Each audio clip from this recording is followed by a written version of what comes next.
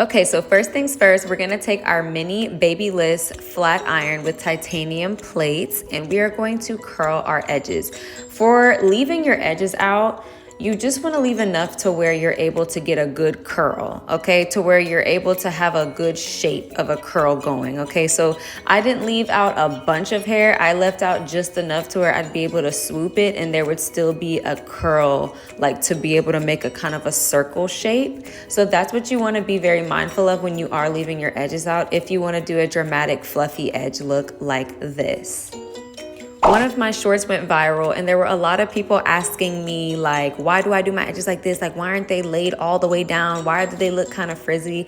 I do my edges like this because I want to, okay? Like, it's not, to please anybody but myself. So if you're a girl out there and you love dramatic edges, you love dramatic baby hairs, you love for your edges to be sloop, the loop, the fluffy, the whatever to the gods, do what pleases you always in this life, please.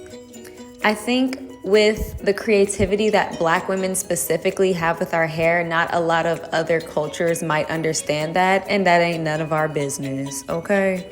So I also wanted to show some love to my kitchen and put 2 little curls in the back of my kitchen because I also just love that look as well. I'm definitely gonna do more of the curly kitchen vibe because I just think it's super duper cute. So I also left out 2 pieces in the back of my neck on either side so that I could have a cute little curl. It's so cute. When I was looking at it, I was like, I definitely would leave out a lot more hair next time, but this is good for now. Okay, so a lot of you were asking me what type of edge gel I use. I use Edge Booster Edge Gel, but I use the maximum strength hold for coarse hair specifically. I have used many of the different colors and the yellow and the blue one happen to just be my favorites because they have the very sweet, cool scent to it instead of a very perfumey scent, which I don't like. And it also has a much thicker consistency, which is a lot better for my hair. I got a lot of questions as to why they were still frizzy at the ends or looking whatever, crusty and all of this crap, and honestly, it's because I like my edges fluffy, okay? So we flat ironed our edges to get this curl, right? So now you can see I only put the edge booster at the base, and the base for me right now is my new growth. It's brown. So we have a good distinction going on here as to how exactly I do my edges. I only put the edge booster on the brown part or the base of my edge, right? The yellow or blonde part is the part that I barely let the gel touch because I like that fluffy look. And I am making sure that there's not a lot of gel on the ends of my edges because I like them to have that airy, fluffy, dramatic look, right? So I'll use the comb to kind of section out where or how many curls I want, how many swoops I want, and I use a C shape. As you can see, I am using the rat tail part of my edge brush to make a C shape, right? So I'm constantly using a C shape motion with the rat tail comb, and I'm using my other hand to flatten down the edge against my forehead so that it's able to follow that shape and stay in place. Okay, so again, I'm going in a C motion. Whether I'm swooping it to the left or the right, I'm using a C motion. So I'm always using that curvature of a shape to make sure I'm getting that swoop-like type of motion in order for it to be like a curly Sue type of vibe. Okay, so again, you see I'm doing the C shape. I'm gonna use the comb. I wanna make sure all of the edges are combed through. You don't want any, tangles in your edges while you're trying to do this. You want them to look as smooth and sleek as possible, especially at the base. So I make sure to really comb it through like that. And then I use my finger and the comb at the same time to accentuate that C shape, right? And then to make it as neat as possible, I use the metal end of my edge brush.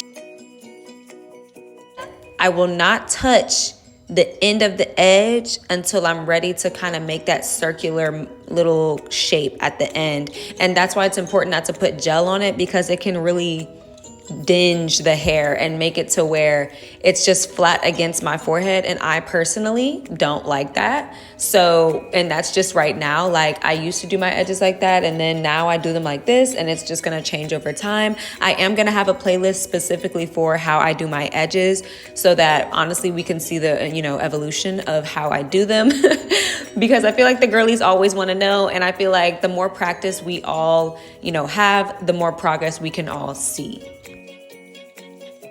So again, I'm gonna show you, I comb through, but make sure not to comb it all the way down to the blonde part, because that's where we want it to be fluffy. And for this edge in particular, I wanted it to swoop in, out, and then make a loop. So I separated it from the rest of the hair, used the C motion for the top of it, and then I curved it the other way for the bottom of it, so it could be kind of like an S shape.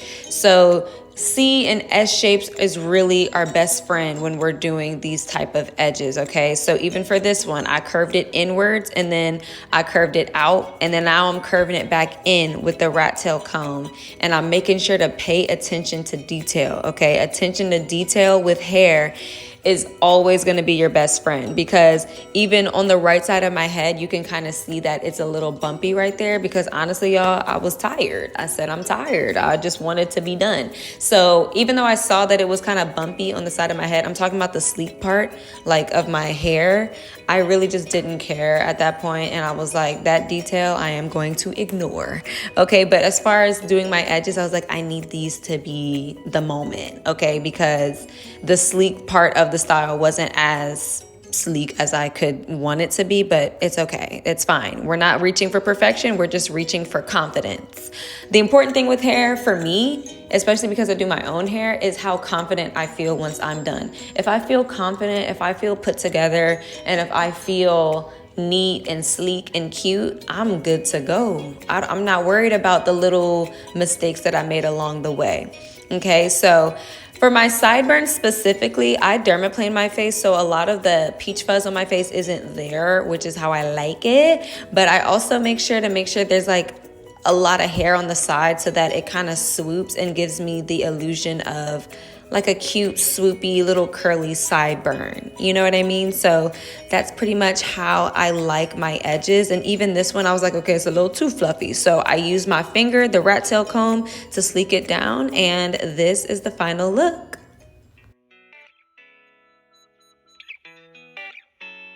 So that is how I did my edges for this look. Again, if you want to see the full tutorial on how I got this blunt cut pony, you can go to that video on my channel. I have a playlist of do my hair with me's and mini hair tutorials as well, so y'all can check that out too.